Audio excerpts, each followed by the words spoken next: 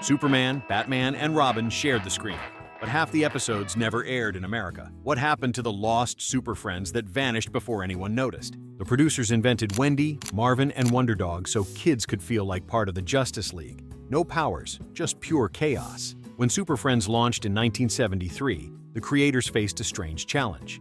How do you make gods in tights feel relatable to 7-year-olds eating cereal?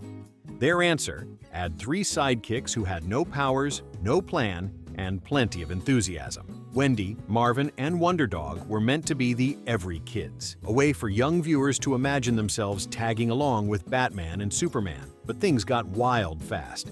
Marvin wore a cape, yet tripped over his own shoelaces. Wendy tried solving alien invasions with logic, while Wonderdog messed up every mission but somehow saved the day. Critics mocked them, yet kids loved the chaos. The formula worked, ratings rose, and Hanna-Barbera kept them around for years. Then came the dark twist decades later. DC Comics killed Marvin, left Wendy paralyzed, and gave Wonderdog rabies. Saturday morning innocence never looked the same again.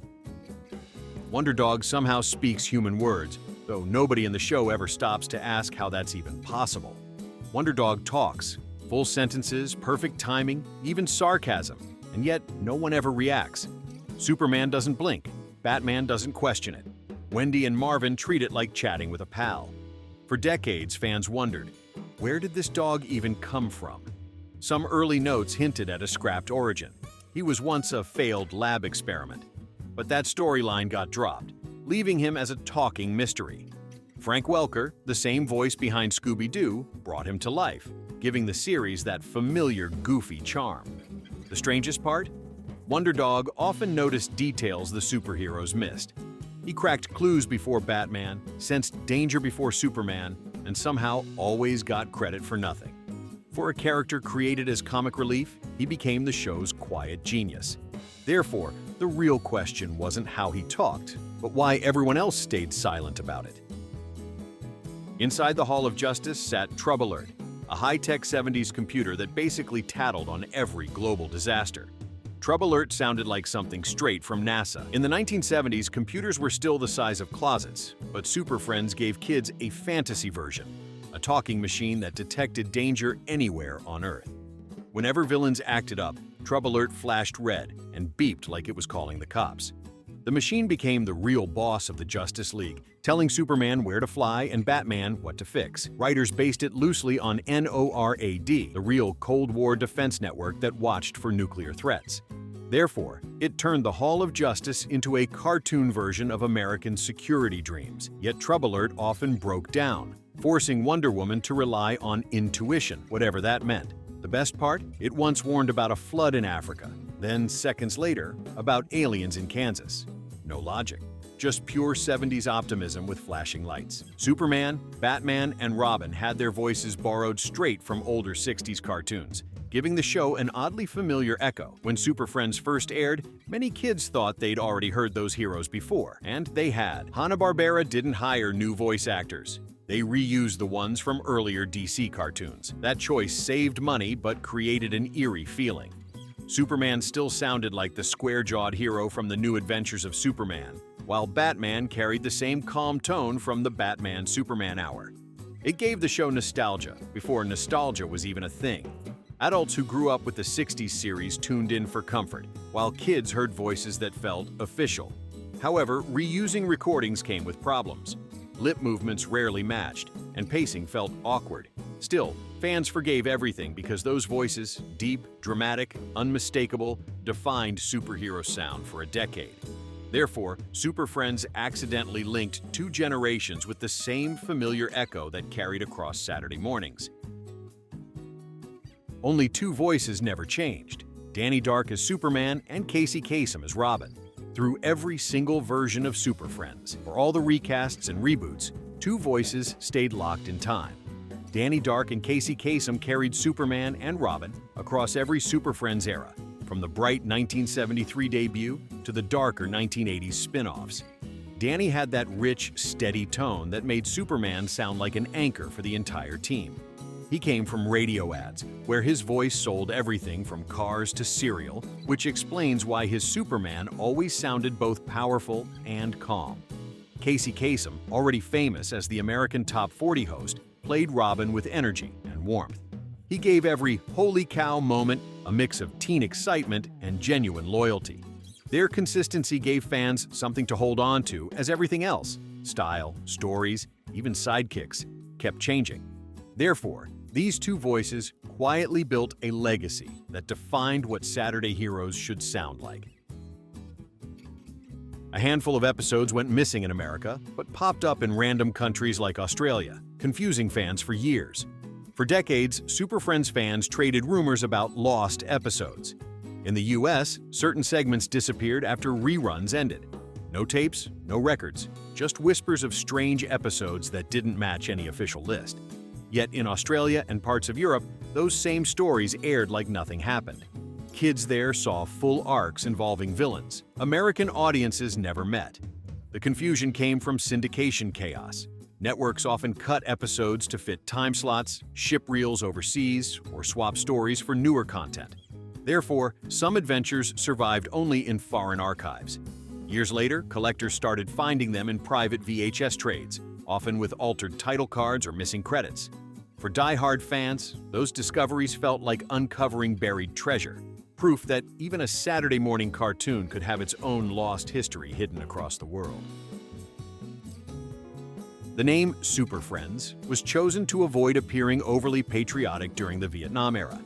When Hanna-Barbera adapted the Justice League comics into a Saturday morning cartoon, they chose the title Super Friends instead of something like Justice League of America. The change was deliberate. Executives worried that Justice League of America would seem too boastfully patriotic in the wake of the Vietnam War and amid rising anti-war sentiment. Despite the rebrand, the show still frequently referenced the Justice League in dialogue and visuals. Opening narrations introduced their headquarters as the Hall of the Justice League. This subtle branding shift allowed the show to keep its comic book roots while avoiding overt nationalism, making it more palatable to broadcast censors and networks wary of political controversy in children's programming. A tie-in comic even claimed Wendy was Batman's niece, though not one script ever tried explaining that family connection. Somewhere between the show and the comics, someone at DC decided Wendy needed a famous family connection. So, in the 1970s tie-in Super Friends comic, she was suddenly called Wendy Harris, Batman's niece. No reason, no explanation, just dropped into dialogue as if everyone already knew. Fans spent years trying to make sense of it. Was she related to Bruce Wayne's sister? Did Batman have siblings? No one ever followed up, and even the writers admitted later that it was thrown in for fun. However, that random line turned into a fan theory goldmine. Some claimed she was Alfred's niece instead, others argued it was code for Batman's secret protege. The truth was much simpler. Writers were making things up as they went. Therefore, Wendy's family tree became one of DC's strangest mysteries that never got solved. Aquaman joined missions on land where he could barely use his powers, turning the Sea King into a glorified lifeguard. Every time Aquaman stepped onto dry land in Super Friends, he looked like someone who'd shown up to the wrong job. The guy ruled the oceans, commanded sea life, and rode seahorses, yet most episodes dumped him in deserts, cities, or outer space. He couldn't call dolphins there, so he mostly shouted advice or held ropes while the others saved the day. Writers kept giving him moments that were supposed to look heroic but ended up awkward. In one scene, he threw a bucket of water at a fire like it was a battle plan. However, that weakness became part of his charm. Kids joked, "What's he gonna do? Talk to fish again?" Still, Aquaman's clumsy land adventures made him unforgettable. Therefore, even when he failed, he made Saturday mornings fun to watch. Heroes rarely punched anyone. Instead, they'd lecture villains about morals until everyone agreed to calm down. Every fight in Super Friends ended like a classroom lesson. Superman didn't throw punches. He gave speeches about doing the right thing. Wonder Woman tied crooks up, then spent 3 minutes explaining teamwork. Even Batman preferred pep talks over batarangs. This approach wasn't random. It came straight from TV rules of the 1970s. Networks avoided violence to keep parents happy, especially after watchdog groups targeted cartoons for being too aggressive. Therefore, Super Friends replaced battles with life lessons. Villains apologized, heroes smiled, and everyone promised to recycle. For kids, it worked. Ratings stayed strong, peaking at nearly 6 million viewers per week. But older fans later teased it for being too soft. However, that gentle tone gave the show its strange legacy, a world where saving Earth required more patience than punches. And that quiet, moral finish led straight into the next surprise. The show's intro teased heroes who never actually appeared, leaving kids waiting for characters that never came. Every Saturday morning began with that booming narrator promising the world's greatest super friends. But right after that, flashes of heroes like Flash, Green Lantern, and Hawkman filled the screen. And then, nothing. They never showed up. Kids kept waiting, thinking maybe next week the lineup would expand. But week after week, the same 5 faces appeared: Superman, Batman, Robin, Wonder Woman, and Aquaman. That decision came down to budget and licensing. Hanna-Barbera could afford only a few main characters, while DC held back others for future projects. Therefore, what looked like a full Justice League was just clever editing. However, that tease worked. Ratings stayed high because kids hoped their favorite hero might finally appear.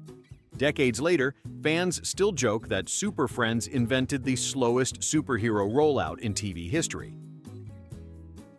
Episodes recycled the same plots: aliens, robots, floods, like Hanna-Barbera just shuffled old scripts through a copy machine. Watch 3 random Super Friends episodes and you'll spot a pattern fast. One week, aliens threaten Earth.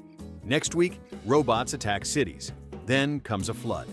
The backgrounds look the same, even the crowd reactions. Many stories reused animation frames to cut costs. Sometimes entire action scenes reappeared with different villains. Writers had tight deadlines, often finishing scripts in days. Therefore, repetition became a survival tactic. Viewers didn't care much at first. The color, voices, and music made it feel grand.